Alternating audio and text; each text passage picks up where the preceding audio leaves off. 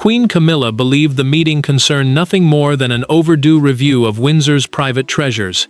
But when two senior solicitors entered the room carrying a sealed leather file, the atmosphere changed instantly. Within minutes, a decision hidden behind legal language was spoken aloud. Catherine, Princess of Wales, had been named the sole future custodian and beneficiary of the Windsor Private Collection, leaving Camilla stunned, silent, and completely excluded. Before we go deeper into what this really means for the royal family, make sure to subscribe so you don't miss a single update. Camilla entered the private drawing room, certain that her place beside King Charles had earned her a voice in whatever came next. The Windsor Private Collection, a family-owned group of jewelry, letters, portraits, ceremonial objects, gifts, and heirlooms separate from ordinary crown property, carried more than value. It held memory, legitimacy, and the power to decide which woman would be trusted with the monarchy's history. She believed her position as queen would protect that influence, especially over pieces once worn by royal consorts. The senior solicitor opened the leather file and read from the inheritance documents in a voice. Catherine would receive full stewardship and personal control once the transfer conditions were activated. Stewardship meant the legal duty to preserve, manage, and decide how the collection would be used. When the Princess of Wales was named again, Camilla's fingers tightened around the chair. She asked whether her marriage, service, and rank had been considered. Charles remained beside the fireplace, staring at the carpet rather than at his wife. His silence answered before the lawyers could. Camilla turned toward him, waiting for denial, but the king offered none. That refusal to meet her eyes cut deeper than the announcement, because it revealed he had known long before she entered the room. The monarch had allowed her to arrive believing this was a review when the decision was already complete. One solicitor then placed a second sealed envelope on the table. He explained that a private family settlement, a binding arrangement controlling personally owned royal assets, prevented reversal through marriage, title, or royal preference. Camilla looked from the document to Charles and understood that Catherine's inheritance was only part of the wound. Someone inside the family had personally approved her exclusion. Her hand moved slowly to the pearl brooch fastened to her coat. Camilla removed it, placed it beside the sealed envelope, and asked whether even that piece now belonged to Catherine. No one answered. The silence became unbearable. But before Camilla could understand what Catherine had inherited, she first had to confront the painful truth about what each woman believed the collection represented. To the outside world, the inheritance appeared to be about jewels, paintings, and priceless royal objects. Inside the family, it meant something far more dangerous. For Camilla, the collection represented acceptance after decades of judgment. For Catherine, it represented responsibility she had never publicly demanded. And between them stood Charles and William, two men who understood that whichever woman controlled Windsor's private legacy would also shape how the monarchy remembered its past. Camilla had spent years believing that becoming queen finally moved her into the emotional heart of the royal family. She was no longer simply standing beside the sovereign. She believed she had earned a place within the private history that had once resisted her. The Windsor Private Collection, a family-owned inheritance of personal objects rather than property belonging officially to the crown, became the strongest symbol of that acceptance. To wear royal jewels was one thing. To be trusted with the letters, portraits, gifts, and memories behind them was something deeper. Catherine understood that difference immediately. Every necklace carried the shadow of the woman who had worn it before. Every handwritten note held words never meant for the public. Every portrait preserved not only pride, but grief, rivalry, and wounds the family had never fully discussed. When William called her privately in the Kensington Palace study, the Princess of Wales did not celebrate. She lowered herself into a chair and asked whether Camilla had already been told. The prince hesitated, and that pause gave her the answer. Charles feared what the decision would do to his marriage. He knew the queen consort would hear exclusion, where the documents spoke of preservation, and he understood that legal language could not soften a deeply personal rejection. William saw the matter differently. He believed his wife's future role required clear authority over the objects connected to the next reign. The future king then revealed, during that private call, that Catherine had not been chosen simply because she would one day become queen. The inheritance papers described her as the person most likely to protect the collection, without turning it into a source of personal influence. Catherine looked down at the sealed inventory resting on her desk. An inventory was the formal list identifying every object included in the collection, but she refused even to open it.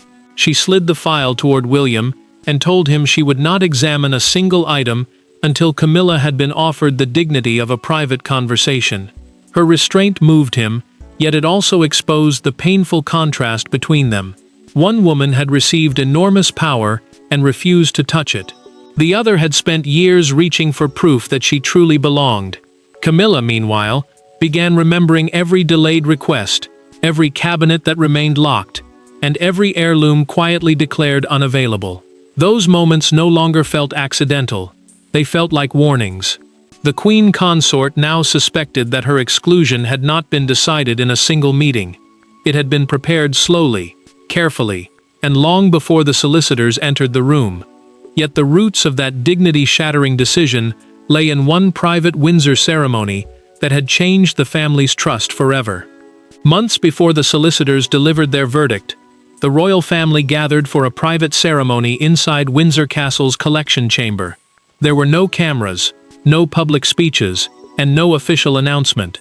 Yet one exchange during that gathering changed everything. A single historic necklace was removed from its case. A promise was challenged, and Charles was forced to choose between protecting Camilla's feelings and protecting the future of the collection. Charles entered the chamber hoping the gathering would restore calm, not expose division. The ceremony marked the restoration of a diamond and pearl necklace worn by several royal women and traditionally passed toward the next generation. The collection chamber was a secure private room where family-owned treasures were examined and preserved away from public display. William, Catherine, Camilla, and Princess Anne attended because the piece represented continuity, memory, and trust rather than personal possession. Camilla listened as the collection keeper explained that the necklace would remain sealed until Catherine assumed greater constitutional duties.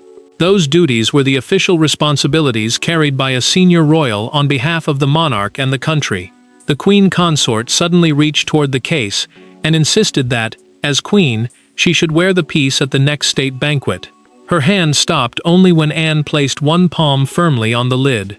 Anne told Camilla that rank did not erase the wishes attached to a private family object. The Princess Royal spoke quietly, but the rebuke struck with brutal force. Camilla withdrew her hand and asked whether her position meant nothing inside the family she had served for years. She heard the jewelry case lock with a sharp metallic click as Anne kept her hand in place. Charles looked toward the floor. Catherine stepped backward. Yet none of those gestures could undo the humiliation. Catherine tried to calm the room by saying she did not need the necklace and had never asked for it. Camilla did not hear kindness. She heard quiet superiority. The future queen's restraint seemed to deepen the wound because she could reject what the monarch's wife had been denied. William moved closer to his wife, while Charles remained trapped between defending Camilla's dignity and protecting the wishes tied to the heirloom. Charles met the collection trustees later that evening, without his wife present. Trustees were the people legally responsible for protecting and managing the private collection under its family rules. During that recorded meeting, the king signed a temporary restriction preventing any major item from being moved, altered, loaned, or worn publicly without written approval.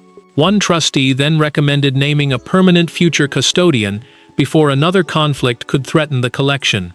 That recommendation began the legal process that eventually placed every private heirloom under Catherine's control. Camilla would soon discover that the locked necklace had not merely embarrassed her, it had changed her future. When Camilla finally learned that this painful ceremony had shaped the inheritance itself, restraint gave way to a confrontation no legal document could contain. The confrontation did not happen before courtiers, lawyers, or palace advisors. Camilla requested that Catherine meet her alone in a small Windsor sitting room where neither woman could hide behind protocol. When the door closed, the Queen did not begin with accusations. She began with a question. Had Catherine known she was being placed above her? The answer that followed forced both women to confront years of silence, comparison, and unspoken resentment. Camilla had refused to let private secretaries carry words that belonged to her. She would not allow Charles to defend his silence, nor would she permit William to explain Catherine's position as though the two women lacked voices of their own. The Queen Consort wanted the truth without the protection of protocol, the formal rules that normally control royal meetings and soften personal conflict. She had spent years proving that she belonged, and now she feared the family had accepted her title while rejecting her place within its memory.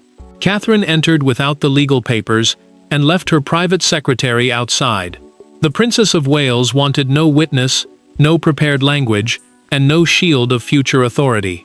Camilla asked whether she had known about the inheritance before the solicitors arrived. Catherine answered that she had not. She explained that the first call came only after the documents were completed, when William privately told her that the collection had already been placed under her future control. Camilla rose so suddenly that her chair scraped backward. She asked whether Catherine believed her unworthy of the collection and everything it represented. The future queen held her gaze and answered that the question was not worthiness, it was preservation. Camilla's expression hardened. To her, that word sounded like a polite way of saying she could not be trusted. Catherine admitted that she had never requested a single necklace, portrait, letter, or ceremonial object. She said she would surrender every jewel if doing so could heal the family. But she would not abandon a responsibility simply because accepting it created fear. The collection was not a prize. It was a duty entrusted to her, and refusing it without confronting the reasons behind the decision would only protect the silence that had caused the wound. Then Catherine revealed the detail that changed everything. During a documented call from the senior solicitor, she learned that Charles had personally signed the final approval before either she or William had been informed. The king had not been pressured by his son. He had acted alone, then hidden behind legal procedure, while both women absorbed the consequences. Catherine removed the collection access key from her handbag and placed it between them. She told Camilla she would not use it until the family faced the truth about why it had been given to her. The Queen looked at the key, but she did not reach for it. Her anger had shifted. The key remained untouched on the table, but the authority behind it led directly to Charles, and to the private power structure Camilla had never fully controlled. Camilla had assumed the decision belonged to faceless trustees and cautious solicitors. She was wrong. At the center of the inheritance stood Charles, his signature appearing beneath the clause that secured Catherine's control. But the king's authority was not absolute. The Windsor Private Collection had been protected by generations of family agreements, and Charles had been forced to decide whether his duty was to defend his wife's expectations or preserve the trust of those who would reign after him. Charles sat alone in his office and read the signed clause again. The private family settlement was a binding legal arrangement overseen by solicitors, trustees, and the sovereign to prevent the collection from becoming one person's property. He could approve its next custodian, but he could not destroy the agreement, sell protected objects, or redirect the inheritance simply to ease private pain. That limit mattered because the collection carried family memory beyond any single reign, and one emotional decision could damage trust for generations. The king pressed one hand against his forehead. He understood that the document protected the monarchy, yet he also knew what it would do to Camilla. When the queen consort entered, she did not raise her voice. She asked why strangers had been allowed to deliver a judgment that should have come from her husband. Charles removed his reading glasses, folded them carefully, and placed them over his signature as though hiding the words might soften them. Camilla watched him and said that covering the page could not erase what he had chosen. She told the monarch that his silence had turned legal restraint into personal betrayal. Charles admitted he had feared speaking directly because the decision would sound like a rejection of their marriage. The Queen answered that allowing solicitors to speak for him had made the rejection feel colder, not kinder. Charles finally met her eyes. He explained that naming Catherine as custodian was not a declaration against Camilla, but an acceptance of a future he could no longer postpone. The custodian was the person legally trusted to preserve, manage, and protect the collection for the next generation. William would inherit the crown's burden, and the Princess of Wales would carry responsibility for the private objects tied to that coming reign. Then the king revealed the source of the decision. In written guidance preserved after the late Queen's death, she had directed that the collection should pass to a woman directly connected to the next reign.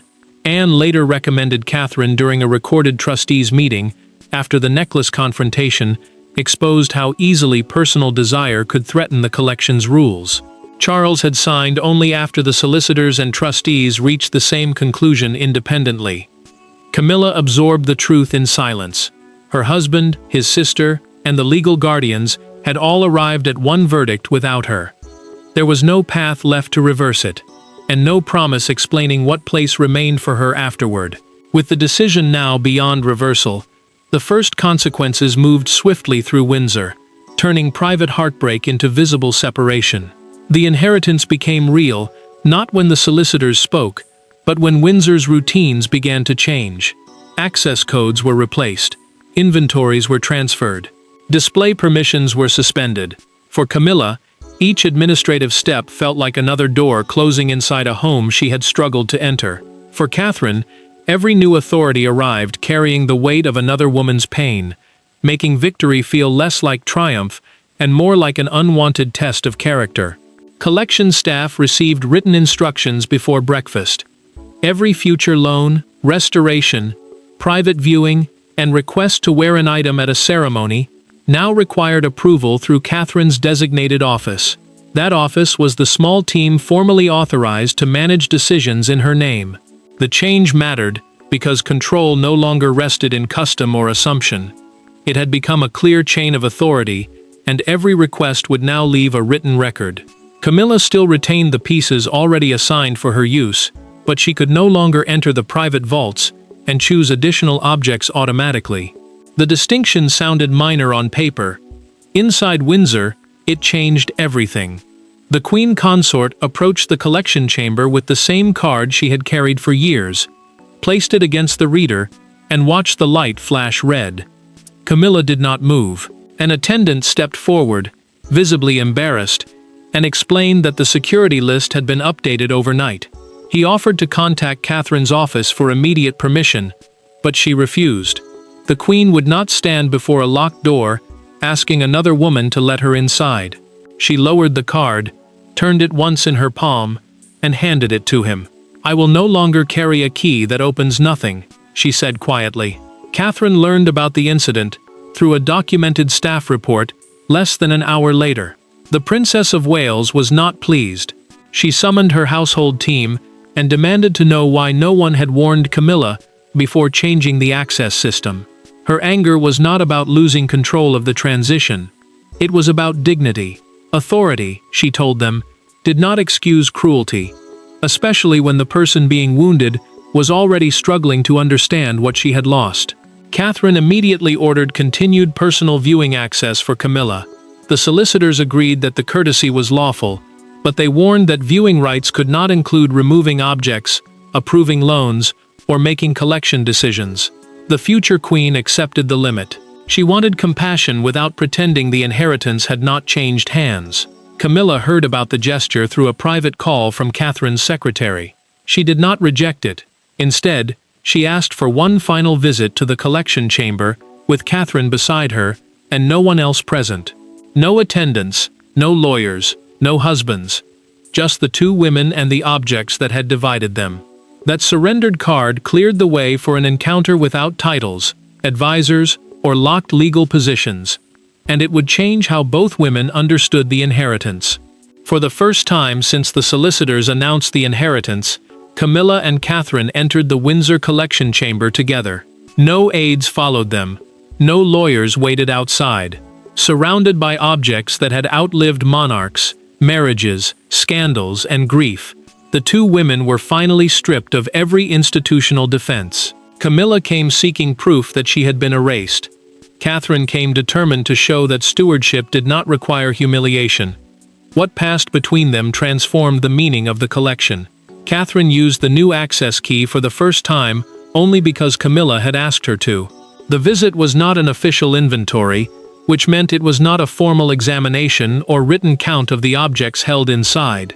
It was personal. The Princess of Wales wanted the Queen Consort to understand that opening the chamber did not make one woman powerful and the other powerless. It simply allowed them to face the history that had wounded them both. Camilla moved slowly past family letters, mourning jewelry, childhood gifts, and objects once carried by royal women who had appeared strong in public while suffering in private. She stopped before a modest brooch Charles had given her during one of the most difficult periods of their relationship. The Queen admitted that losing automatic access had frightened her because she believed the collection was proof that the family had finally accepted her. Catherine did not dismiss that fear. She told Camilla that years of service could not be erased by one legal agreement, but neither could an inheritance decide whether someone belonged. The future queen explained that stewardship meant protecting the collection for those who would come after them, not using it to rank the women living now. She acknowledged the older royals' work, loyalty, and endurance, while refusing to pretend that preservation and personal comfort were always the same thing. Camilla removed her gloves and placed her fingers against the edge of an empty display shelf reserved for future editions. She stood there for several seconds before admitting that her role did not have to mean ownership. It could mean contribution. The words were quiet, but they marked the first real surrender of the conflict. Catherine then revealed a proposal she had prepared in a documented note for the trustees. She wanted to create a permanent Camilla archive within the collection, preserving significant correspondence, records of charitable work, and personal objects connected to her royal service. The Queen Consort would not control the inheritance, but her place inside Windsor's history would be protected rather than reduced to memory. Camilla accepted with one condition: any future announcement must speak of continuity, not rivalry. She then placed her surrendered access card inside a collection box and asked Catherine to preserve it as a reminder that authority should never be confused with belonging. Their private understanding could not remain hidden, because beyond Windsor's walls, the country had already turned the inheritance into a public judgment on both women. By morning, the private inheritance had become a national event. Broadcasters debated whether Catherine's new authority signaled the beginning of the next reign, while newspapers portrayed Camilla as either cruelly displaced or respectfully relieved of a future burden. Yet one image captured the public mood more powerfully than any headline: the two women leaving Windsor together after their private visit, neither smiling for the cameras, but neither turning away from the other. Palace communications moved quickly to control the meaning of the decision. The official statement confirmed that Catherine would become the future custodian of the Windsor Private Collection, while Camilla's personal possessions and designated ceremonial pieces would remain untouched. A custodian was the person formally trusted to protect, manage, and preserve the family-owned collection for future generations. That distinction mattered because the Queen Consort had not been stripped of everything she used. She had lost automatic authority over the larger inheritance, not the objects already connected to her role. Commentators immediately framed the transfer as preparation for William and Catherine's eventual leadership. The future king would one day carry the crown, while his wife would guard the private objects tied to its family history. Some voices praised the clarity, others saw cruelty. Yet the strongest newspaper front page refused to present the women as enemies. Beneath a full-width photograph of Catherine carrying the collection file, as Camilla walked beside her, the headline declared, "The legacy passes, but the family stands together." Crowds gathered outside Windsor Castle before midday. Supporters held photographs of both women instead of dividing themselves into rival camps. During a live broadcast near the gate, a young girl stepped forward and placed 2 flowers on the ground. One card read, "Catherine," the other read, "Camilla." The crowd fell silent for several seconds, and that small act expressed what the palace statement could not. Duty had changed hands, but dignity did not have to be destroyed with it. Charles watched the coverage privately. The king became emotional when a royal historian described the arrangement as a rare moment when responsibility had been preserved without denying personal pain. He lowered his head and remained silent, knowing how close his secrecy had come to turning the inheritance into permanent division. Then the palace issued a second announcement. Camilla had voluntarily contributed letters, records of charitable work, and several personal objects to a new permanent archive, curated under Catherine's stewardship. The Queen Consort was no longer presented as the woman excluded from Windsor's history. She had chosen to become part of it on different terms. Catherine understood that public relief did not complete her task. The Princess of Wales still had to make her first formal decision as custodian, and that act would reveal whether the transfer ended in triumph, resentment, or genuine unity. The nation had offered its judgment, but the final verdict would come from inside the family when Catherine opened the collection for her first official act. Catherine's first act as future custodian was not to select a tiara, approve a loan, or claim a treasured heirloom. Instead, she gathered Charles, Camilla, William, and Anne inside the same Windsor chamber, where the conflict had begun. Before them stood the restored necklace that had once divided the family. Catherine opened its case, not to wear it, but to redefine what the collection would mean under her care. Catherine faced the family without triumph. The Princess of Wales declared that the Windsor Private Collection would remain a family legacy, never a weapon in disputes between royal women or competing generations. A stewardship charter, meaning a written set of rules governing how the collection must be protected, would require every future custodian to preserve each object's history, respect personal connections, record every decision, and prevent private heirlooms from being used to punish emotional rivals. Camilla listened without looking away. Catherine then invited her to place the first object into the permanent Windsor archive created in her name. The Queen Consort understood what that invitation meant. She would never control the entire inheritance, but her years beside the king would not disappear from the family record. Her service, pain, and survival would remain part of Windsor's history. Camilla reached for the pearl brooch she had removed during the solicitor's announcement. She admitted that she had first placed it down in anger, because she believed the decision proved she had never truly belonged. Now she offered it willingly, describing the piece as a record of survival, service, and acceptance. The Queen placed it inside the archive box, and Catherine closed the lid with care. Charles finally spoke.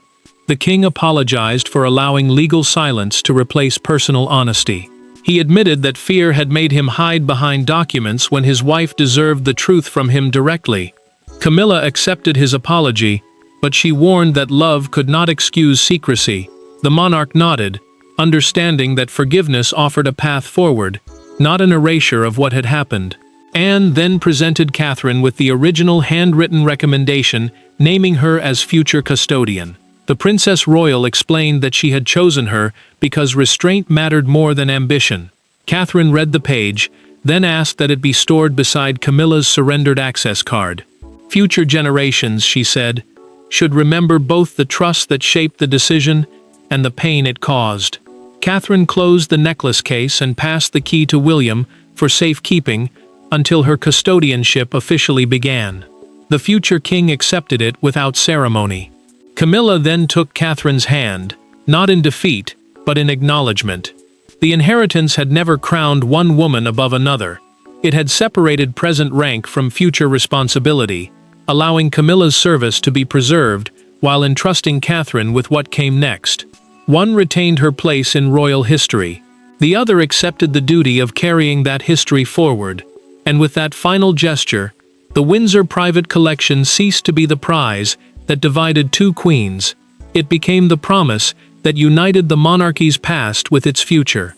Thanks for watching. Please don't forget to like and subscribe, and we will see you in next one.